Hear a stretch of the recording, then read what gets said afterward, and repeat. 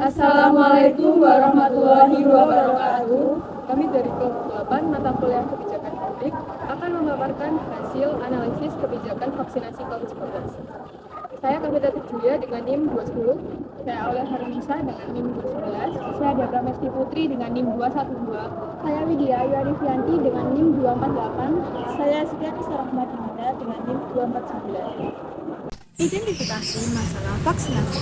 Pada dasarnya, permasalahan kesehatan anak menjadi hal yang utama dan penting untuk dibuatkan sebuah solusi. Kebijakan yang dibuat oleh pemerintah dalam upaya meminimalisasi penyebaran COVID-19, yakni kebijakan vaksinasi. Vaksinasi dapat membuat pembentukan antibodi atau imunitas dalam tubuh manusia, sehingga adanya kebijakan vaksinasi menjadi salah satu upaya pemerintah untuk menekan jumlah kematian akibat COVID-19. Dampak adanya pandemi COVID-19 masih menunjukkan peningkatan dari waktu ke waktu dengan timbulnya korban jiwa. Kerugian dari segi material yang semakin meningkat sehingga berakibat bagi segala aspek, yakni seperti aspek ekonomi, sosial, maupun kesejahteraan masyarakat.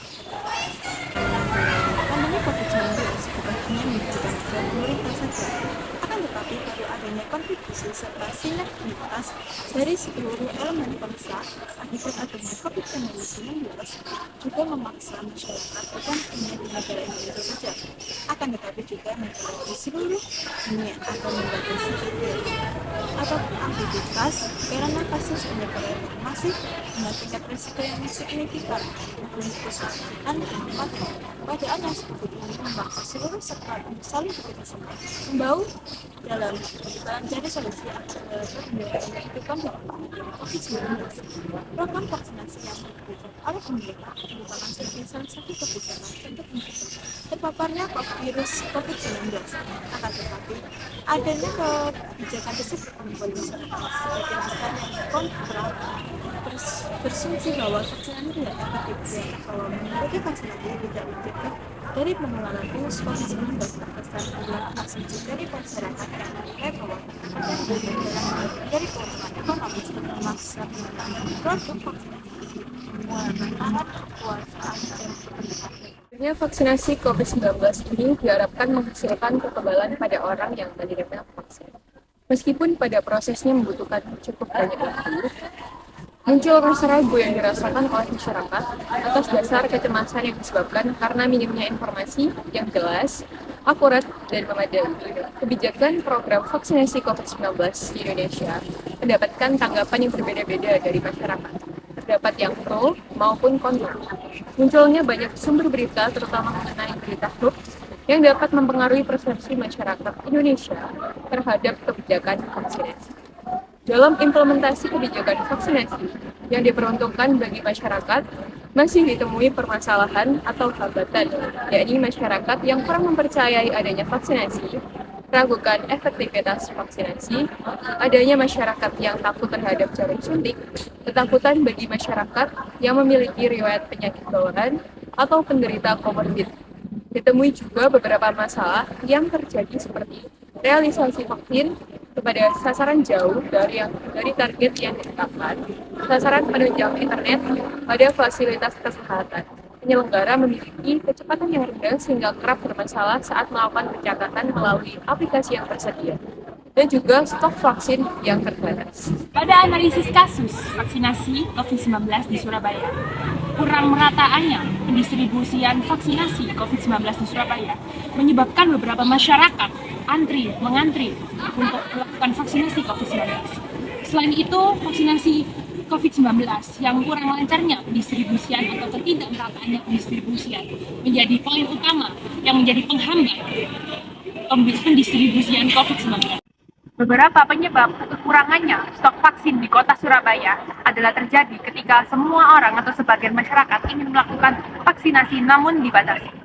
Selain itu, kurang cepatnya pendistribusian vaksinasi COVID-19 membuat beberapa orang mengantri, sehingga menimbulkan antrian panjang.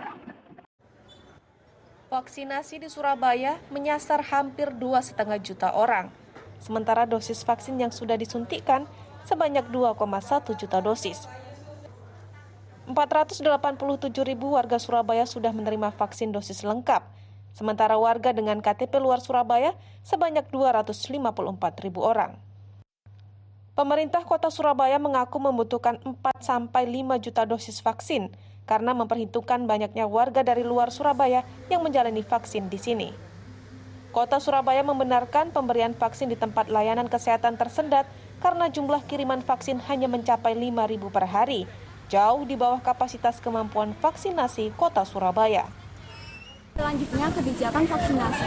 Kebijakan vaksinasi dikeluarkan Peraturan Menteri Kesehatan Nomor 10 Tahun 2021, yaitu pelaksanaan vaksinasi dalam rangka penanggulangan pandemi coronavirus krisis 2019 atau COVID-19 yang ditetapkan pada tanggal 24 Februari 2021 dan diberlakukan pada 25 Februari 2021. Pemerintah Kota Surabaya bersama jajaran tenaga medis menjalankan kebijakan vaksinasi yang sudah ditetapkan oleh Perkemenkes dengan mengimplementasikan beberapa hal yang sesuai dengan aturan kebijakan tersebut.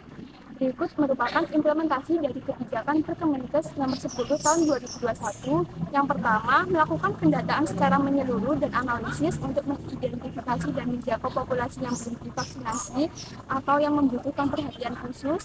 Yang kedua, kampanye komunikasi yang intensif dengan memperluas kampanye komunikasi untuk meningkatkan kesadaran dan pemahaman masyarakat tentang vaksin COVID-19 termasuk manfaatnya, keamanan, dan proses vaksinasi.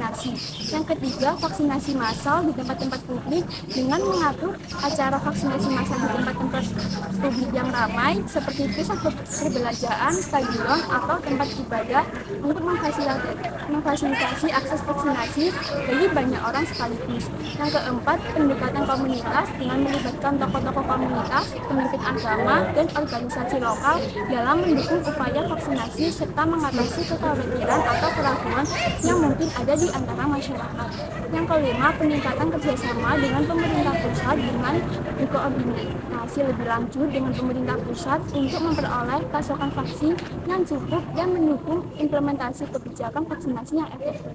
Yang keenam, prioritas vaksinasi dengan menetapkan kelompok sasaran yang akan divaksinasi terlebih dahulu seperti tenaga kesehatan, lansia, pekerja publik, dan kelompok rentan lainnya. Alternatif kebijakan. Dari pelaksanaan kebijakan vaksinasi COVID-19 terjadi perubahan menjadi Peraturan Menteri Kesehatan Nomor 18 Tahun 2021, yaitu perubahan atas Peraturan Menteri Kesehatan Nomor 10 Tahun 2021 tentang pelaksanaan vaksinasi dalam rangka penanggulangan pandemi coronavirus krisis 2019 atau COVID-19. Peraturan Menteri Kesehatan Nomor 18 Tahun 2021 ini diterapkan pada 28 Mei 2021 dan diberlakukan pada 1 Juni 2021. Selanjutnya, implementasi kebijakan vaksinasi COVID-19 juga mengalami pembaharuan yang mana lebih menyesuaikan dan menyempurnakan implementasi kebijakan sebelumnya. Berikut adalah pembaharuan implementasi kebijakan yang diantaranya yang pertama, melakukan monitoring dan pelaporan yang mana penyelenggaraan sistem monitoring dan pelaporan untuk memantau progres vaksinasi, efek samping yang mungkin terjadi, dan respon masyarakat. Yang kedua yaitu penggunaan vaksinasi mobile. Dengan mendirikan unit vaksinasi mobile yang dapat mencapai komunitas-komunitas yang sulit dijangkau seperti daerah pinggiran kota atau perkampungan untuk memaksimalkan akses vaksinasi yang lebih luas. Yang ketiga yaitu vaksinasi kelompok yang mengatur vaksinasi kelompok di tempat-tempat kerja, sekolah, atau perkumpulan sosial untuk meningkatkan aksesibilitas dan kenyamanan. Keempat yaitu penggunaan teknologi untuk mendaftarkan dan pelacakan dengan menerapkan sistem pendaftaran online atau melalui aplikasi seluler untuk memudahkan warga dalam mendaftar dan membuat janji untuk mendapatkan vaksinasi serta melacak distribusi vaksin. Yang kelima yaitu kerjasama dengan sektor swasta dan LSM dengan mengajak sektor swasta dan organisasi non-pemerintah untuk mendukung program vaksinasi dengan menyediakan lokasi, sumber daya, atau dukungan logistik lainnya. Yang keenam yaitu peningkatan stok vaksin dan peningkatan kapasitas fasilitas vaksinasi yang memperjuangkan peningkatan stok vaksin dengan menjalin kerjasama dengan produsen vaksin dari dalam negeri, negara-negara lain, serta mempercepat distribusi vaksin kepada masyarakat, memperluas dan memperkuat fasilitas vaksinasi yang ada untuk meningkatkan kapasitas dan efisiensi dalam memberikan vaksin kepada masyarakat.